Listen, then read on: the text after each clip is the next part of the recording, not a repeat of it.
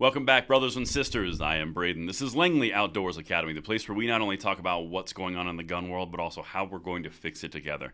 And the content that I'm going to break down right now is the actual media reaction to the Cargill case, or the bump stock case, in the media itself. Because, fun fact, the media doesn't know the difference between a bump stock, a full auto, and a semi-auto. And watching them try to explain it to their non-gun audience is really something to behold. And I'm going to throw in what I think is going to be the outcome here. Because really, the truth is, no one knows. And I'm going to break down the best I can right now. Everything will be linked in the description box below. I can't wait to hear what you guys think. And of course, make sure you hit that like button, subscribe to the channel, and turn the notification bell on. And this content is sponsored by Vanish. I'm going to say a quick word from them, and then we're going to hit this. This is not your everyday range holster. This is the holster that eliminates all your excuses for not carrying your favorite freedom tool. So comfortable, in fact, they offer a guarantee you'll love it or they'll get your money back. It fits 99% of existing models, and you can carry 2 fully loaded mags in this bad boy. Just a few of the features the Vanish holster boasts: it has a no-stink material. It wicks away moisture and prevents odor, so you don't have an issue in that regard. As well, it comes in 2 sizes, 48-inch and 68-inch belts. That makes it a perfect fit for everybody, and the belt is fully adjustable. And this holster comes with the most comfortable holster you'll ever wear guarantee. If it's not the most comfortable, they've got you. Also, if you use my code right in the description box, you get 30% off for yourself, plus an additional half off of the next one for your friend or family.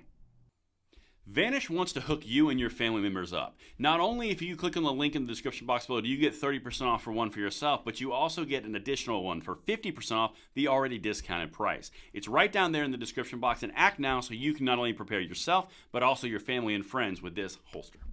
All right, beautiful people. So as I've alluded to in a few videos, we've done some snippets, the highlights, some of the best ofs. There's a lot of other stuff that I really don't think is necessary to put in an individual segment video.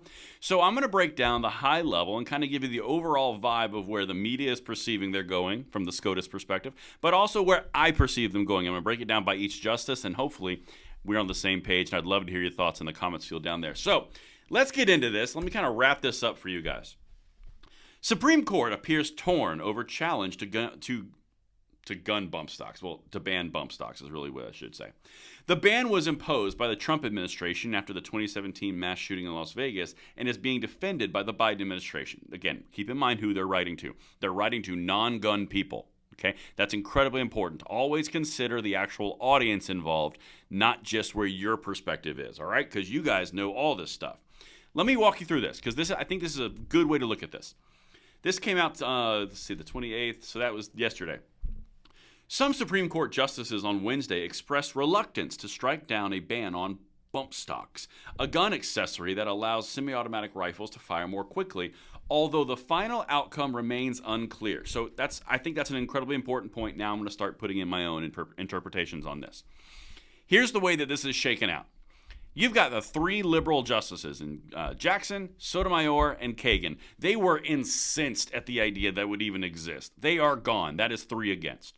Okay. You had Thomas, you had Alito, and you had Gorsuch, who were all indicating that they were leaning towards saying, hey, bump stocks don't fall under the NFA.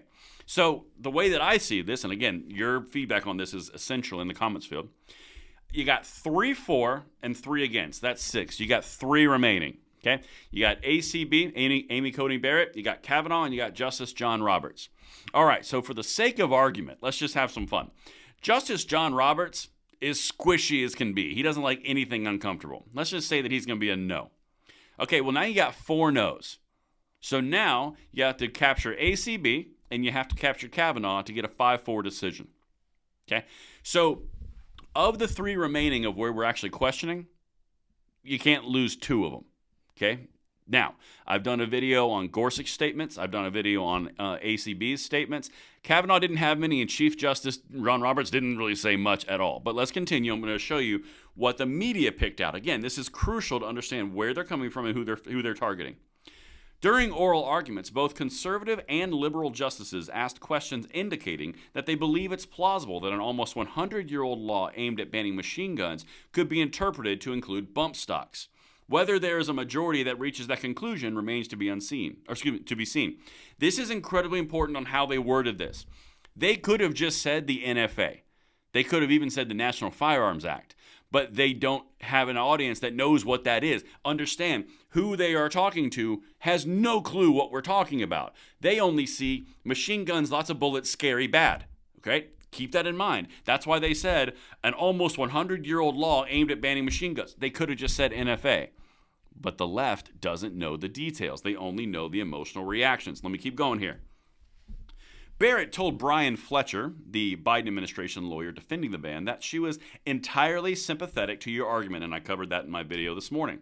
But at other points, she and other conservatives seemed more receptive to arguments made by a lawyer for Texas-based gun owner and licensed dealer Michael Cargill, who owned 2 bump stocks before the ban went into effect and later surrendered them to the government. Understand, she made receptive arguments, but she also understood the outcome. She split the emotional and the actual statutory language. I covered that in the video this morning.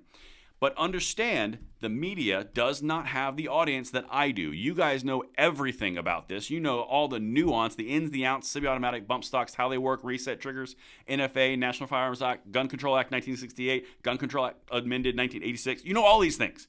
They don't have a clue. Anyway, let's keep going. But that's important. Sorry.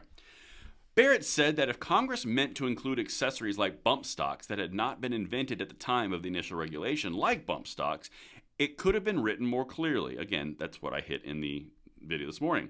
Justice Neil Gorsuch, while saying he could understand why these items should be made illegal, questioned whether the statute could be interpreted to include bump stocks. And that's the whole point. You've now got 2 conservative justices saying, we don't need machine guns, but how you did this is wrong. Understand, that's what they're saying. It's not what I'm saying, it's what they're saying, right? This is key because while the NBC article here is covering what they said, they're also having to be a little bit detailed, but not all the way detailed. And they're trying to show that even the conservatives had questions on machine guns, but then they had to also include the fact that the interpretation of the statutory language was also there. Now, let me show you this last one here, and then I'll kind of give you where I think this is going to go. Justice Brett Kavanaugh, another conservative, made similar remarks. It's not dispositive, but it's a reason for pause, he said. Chief Justice John Roberts, like Kavanaugh, a potential key vote if the court is divided, said little to indicate which way he was leaning, like I said. So you've got the 3 up in the air, at least in my opinion. You have Kavanaugh, ACB, and then you have Justice John Roberts. Alito, Thomas, and Gorsuch, probably on the gun right side of it. Kagan, Sotomayor, and what's her face, Jackson. Nah, it was bad. I think the way that this is going to shake out, and I can't tell you which vote's going to go which way, but I think that, and this is just a prediction, you guys can let me know your thoughts. I think you're going to see a 5-4 decision. It's a coin flip of which way it goes. I don't know if it's going to go positive or negative for us. Because the argument did not center around the ATF and the executive bureaucratic language around what they did and how they did it, I think it makes it a more complicated, a less open and shut case. I think it's more of a nuanced discussion, which is what you saw in the oral arguments. So I think that from what ACB, Justice Coney Barrett, was saying, it sounds like she's going to side with the fact that the statutory language does not support the bump stock ban. I think she's going to be against the government. I think so that puts it pretty much at 4-4 if you say Justice John Roberts is on the against it, or for the ban rather. And I think Kavanaugh's in the wind. I honestly have no idea. So the way that I think this is going to pop, I think it's going to go 5-4.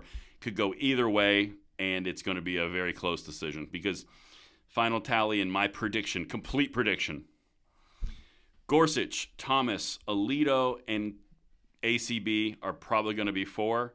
You're going to have all 3, Kagan, Sotomayor, and Jackson, and Justice John Roberts probably against, and then the swing vote's going to be Kavanaugh. And based off of his questions, I honestly don't know which way he's going to go. But that's kind of my final analysis on this, but I'd love to hear you guys' thoughts. Let me know what you think in the comments below, and I'll see you on the next one. I'm Braden. See you later.